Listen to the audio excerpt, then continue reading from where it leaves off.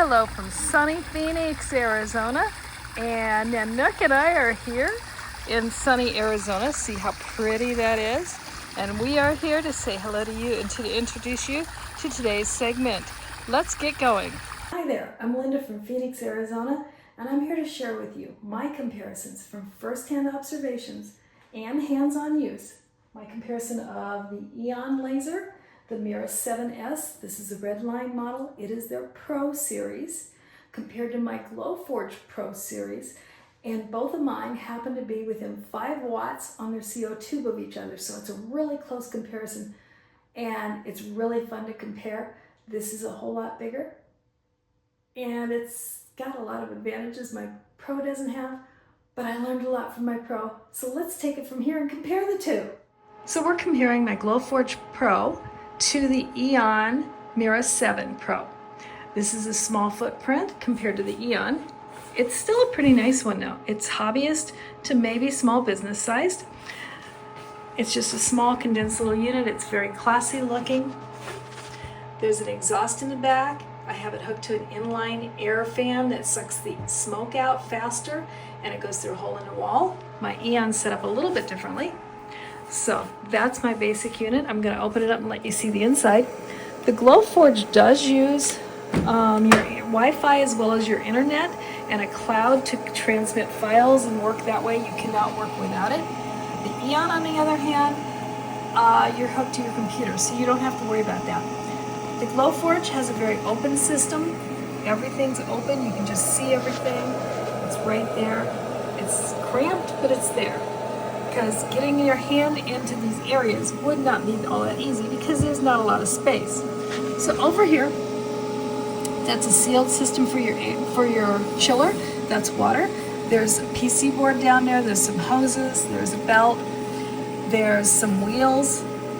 There's a mirror over there. A mirror right there. You can see right in a path of smoke. Back in that back same corner is actually where there's a small fan that is the size of a PC fan in your PC computer to exhaust all of the smoke out of here. There's a CO2 tube.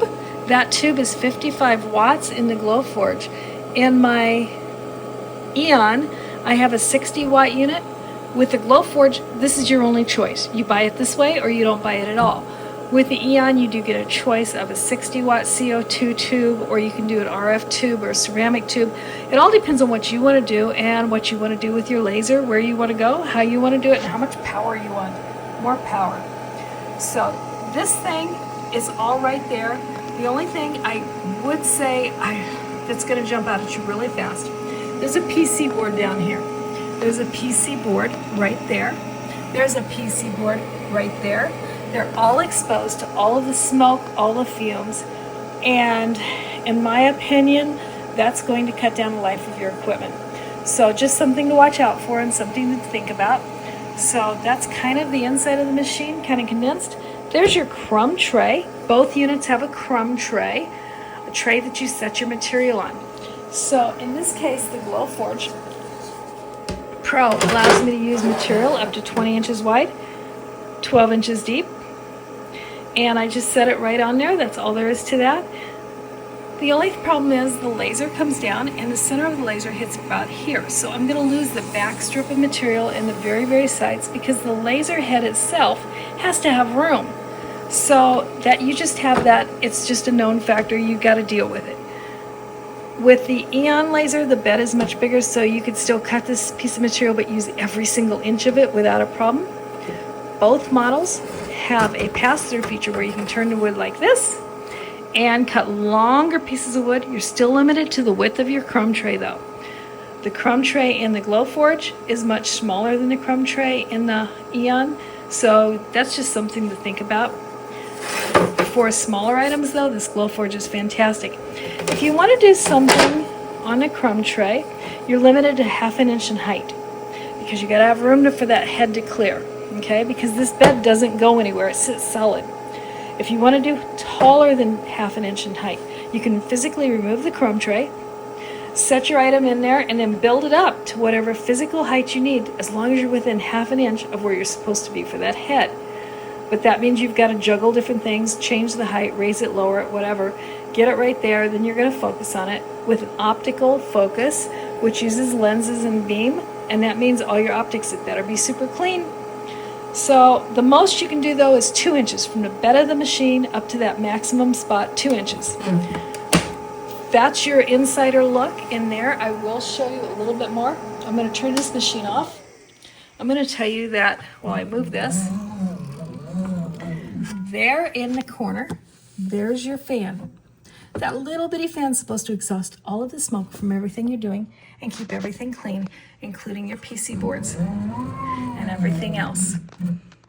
With your Glowforge, you have a 1-year warranty. The Aeon comes with 2-year, and I'm talking about the Pro models here. The Aeon comes with 2. Both have extended warranties. I love a warranty. Your laser is expensive. It's a great tool. The more you use it, the more you depend on it, and you don't want it down for very long. Glowforge doesn't have a great social media presence on how their warranty works, how their people respond.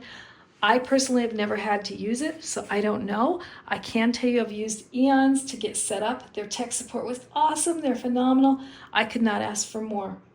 Beyond that, I don't know what else to tell you about my Glowforge other than it taught me a lot, and that was my stepping stone to get to my Aeon, and that's important to me. Okay, now it's time to take a look at my Aeon MIRA 7S. This is the Pro model, the red line series of the Aeon. This is their Pro. My Glowforge was a Pro. As you can see, the footprint is definitely much bigger. I have it sitting on a cart that has nice casters on it. They roll around my tile beautifully. This is indoors, inside my house. So it's important for me to have mobility, but yet to be able to move my unit for cleaning and use it too. So back behind, because I showed you this on the Glowforge, there is the hose coming out with the exhaust. That's the stink from the fumes and the smoke. Down here I have my air chiller. It's a water chiller that you change the water on regularly, and it's got a temperature gauge, so it knows what the temperature is. There's where you're going to put it in, but that's the back. There's my hose layout. Sorry about that. And I actually have this one connected to a filter box because I didn't want to vent through the wall. So let's go back to the front. The first thing you notice, this big black thing right here, that's a camera. It's inside the lid. It's a bigger camera than the Glowforge by far, but it's a video camera. It's not just going to take a snapshot. While I'm running my machine, there's actually video, and I'm going to show you real quick on my screen on my computer. It's showing you as the changes as I lift and lower the lid, but it actually videos while I'm running and displays it on my screen.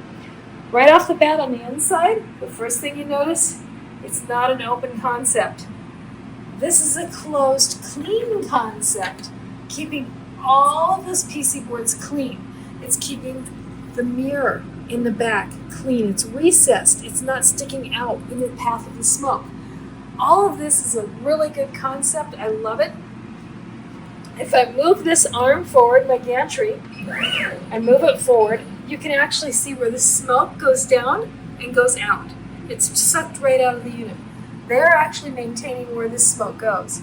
So I'm going to move that back again a little bit. There's your laser head. It's got a beam that's down here.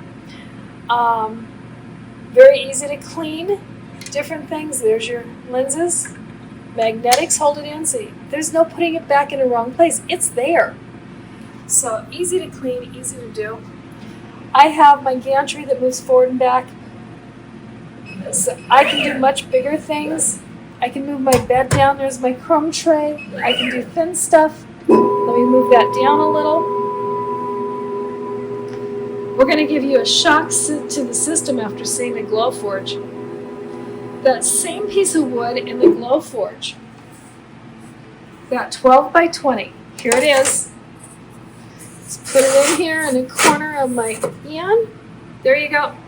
I could run that much of a bigger piece. That's 2.5 times the material that I could put into the bed.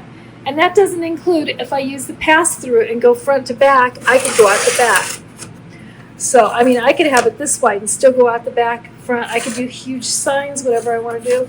If I put this in the middle of the bed, there you go, I can utilize every square inch of it. I have no waste. And I can use bigger pieces of wood, whatever. In the Glowforge, I was limited to 1/2 inch above the crumb tray. That's not the case with this because my bed lowers. With the Glowforge, I was limited to 2 inches in height, even if I took the crumb tray out. With the Aeon, I can lower that bed and I can keep going down, and I can keep lowering it. I can actually take the crumb tray out. I can take the blades out. I can use the bottom of the bed, and I can raise and lower it and focus on it without having to worry about figuring out, am I close enough, am I not close enough, because it's going to do that. I could use a rotary and do cups. I can do lids. I can do boxes. I could do a tool chest. I could do almost anything I wanted to. To focus this one, it's super easy. I'm going to bring the bed up part way. And then what I'm going to do, there's a little laser beam shooting down right here. I'm going to hit on the panel over here. Instead of one button, I have many buttons. Moving the gantry side to side, back and forth. The bed goes up and down. I can start my laser. I can do origin. I can do focus, whatever I want to do. I'm going to say set focus. Let's go back over here. What it does when it focuses. Oops, I hit frame. Okay, let me try to focus it again. I'm going to bring it forward, and I'm going to hit focus this time. And what it's going to do is it's going to raise this up until it touches the pressure plate right here. And it's going to lower the bed back to the proper height that wood needs to be for the ideal cut, engrave, etc. It's perfect. I don't have to change it. It's right there. It's awesome. The Glowforge, you have to fidget with it. This you don't. So that's a really cool thing. Moving on, I can tell you that while you're running your laser, if it's partway through a run and you need to open this for any reason, like let's say you see a piece of your masking coming loose, you can actually just hit pause over here on the panel, open the lid, go in and remove that, close the lid, hit start again, and you're off and running. So you actually have an extra little benefit there that you definitely don't have with your Glowforge. But now that we've done that, we're going to go over to the user interface. We're going to set up some name badges to run an identical file on both the Lightburn program and the Aeon, as well as the Glowforge. We're going to do side by side. So stay tuned for that. Okay, now for the fun, the nuts and bolts. How do we do this? This is what everybody truly wants, because you can pick up a lot of the other stuff on your websites. But here we go. I have the Lightburn software up here, and I have my design pulled up right here. I can change the colors of anything I want by simply clicking on the color. That doesn't mean what color you're printing in, obviously. It just means that's a color choice for visual effect, for us to make things easier. Right here I have my camera. This is an image of what the camera inside the laser sees, and it actually runs live video feed the whole time you're running your piece. This is really cool.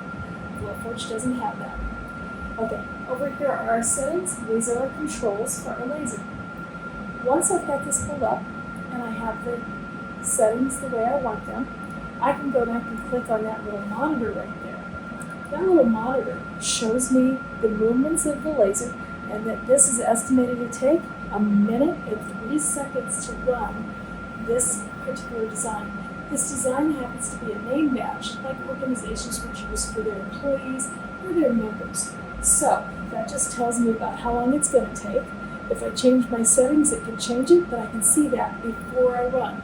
On your Glowforge, you cannot see that until you actually send the design to the laser. And with Glowforge, you're using the cloud, the Aeon, you're actually using, in my case, a USB cable. I don't depend on the cloud. I don't depend on my home Wi-Fi. I don't depend on my internet carrier at all, thank goodness, because my internet carrier is not that great. So, for my Aeon, what I'm going to do is, once I've got that in there, I just go over here and I click send, and I send it to my laser. And I go over here, and over here I told it that I want to focus my user origin as the top left corner. So then I'm going to go over to my laser, to my Aeon, to my MIRA 7, and I'm going to put in my material and make this happen. Okay, so we're going to try to run on the Glowforge now. The Glowforge is going to require me to manually set focus on my material optically. It's not doing it by touching anything, it's just an optical thing. It takes a little longer. It's not quite as precise because if your optics are at all dirty, you've just compromised your focus sensibility. Also, you've got to select your item and move it to optically try to position it where you want it to go. And I can change and bring it up a little. I want to move it just that way a little bit. Okay, it's where I want it to be. Now I can hit print. That's where it's going to tell me how long it's going to take. It's the only time I can see how long it's going to take, because I actually have to hit this. It's going to take 2 minutes 43 seconds, so more than double the time as the Aeon. Now what I have to do is go to my laser and hit the start button. Okay, so what I want to do is I want to run these badges. I'm going to take my acrylic in here, and I have a two-tone acrylic, duets, and right there you can kind of see there's a little red dot there, and that's coming from the laser head. And inside the laser head you have different things that you can clean, different there, so you can keep it nice and clean. This is easy to do. What I'm going to do is I'm going to move this laser head above my material, and I'm going to come over here and I'm going to set focus. Setting focus, I'm just going to press the focus button. That's going to bring the bed up slowly to the laser. There's a pressure plate right there. It's going to press that material against the pressure plate very gently. When they sense each other, it's going to stop and then lower down. Now it's at the proper height for that material. Isn't that cool?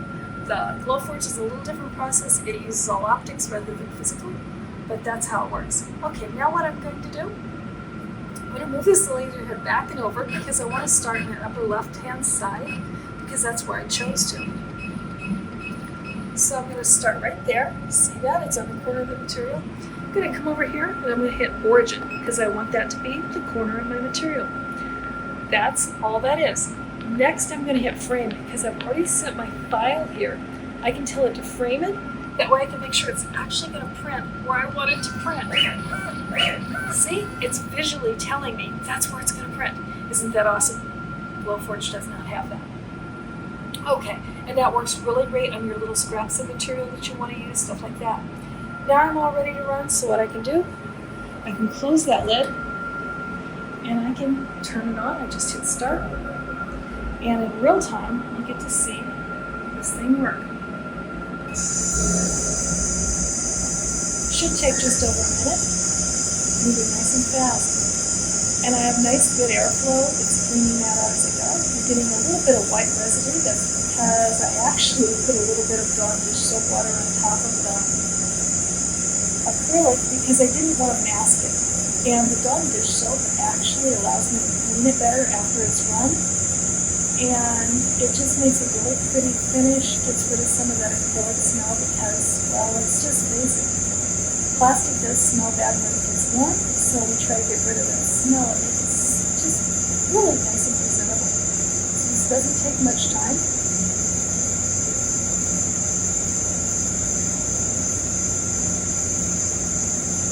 And we're doing a comparison with the Glowforge, which obviously takes much longer.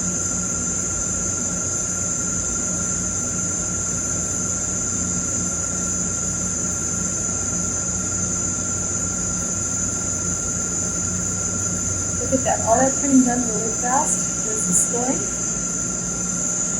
Now another line of scoring, and then the cutting.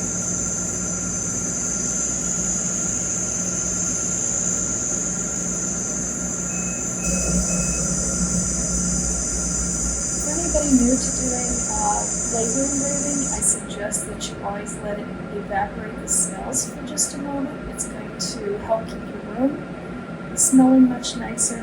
Because it's much like the fire departments, the firemen know you don't open a door and let this smell back in or the oxygen because then it just sucks it back in at you. It's called a backdraft.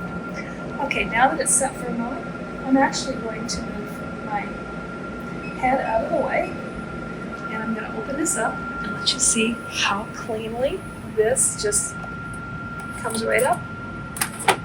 And there's our item. It just needs washed off and it's done. No bad cuts, nothing else.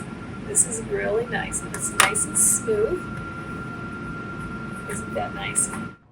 So our Aeon's done with its badge, and what I'm going to tell you now is that really ideally what you're going to want to do with acrylic, like on these, is give it a little wash with some Dawn dish soap and water, and then pat it dry with a microfiber towel.